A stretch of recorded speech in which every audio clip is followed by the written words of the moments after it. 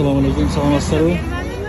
Shunda iPhone 4 yangi so'lim bo'lgan iPhone 4'ü alam desangizlar, Shuhratning sentrinde bu yoqda mana valyuta banklarning qatorida bu yoqda Kompanyon banki. Shu yerda kapital valyuta obmen valyutaning ichida Apple Kitchen degan do'konimiz bor. Bunlar Nadirbek ukamiz xizmatda sizlar uchun. Assalomu alaykum do'stlar. Suzaqda bank Kompanyon bankning jamlashida Apple Kitchen magazin ochdik. Bu yerda iPhone'ning barliq turlari bor. Bizda arzon, bizda rassrochkamiz bor. 18 yoshdan beramiz. Bu yerda eng arzon telefonlar Samsung 2000 so'mdan boshlanadi do'stlar. Bu joq ultra. Misol uchun do'stlarim bizda hozir Samsung S24 Ultra var, pamit 12 sene 83 bin so'm. Bizning telefonlarimiz arzon, dokument korobka.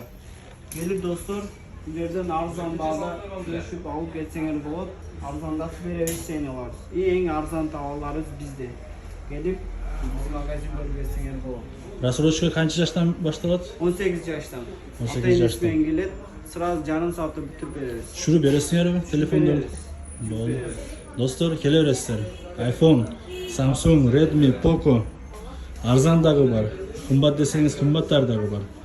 Inshaalloh. O'zlari sizlarga tushirib yaxshi va'da berishadi.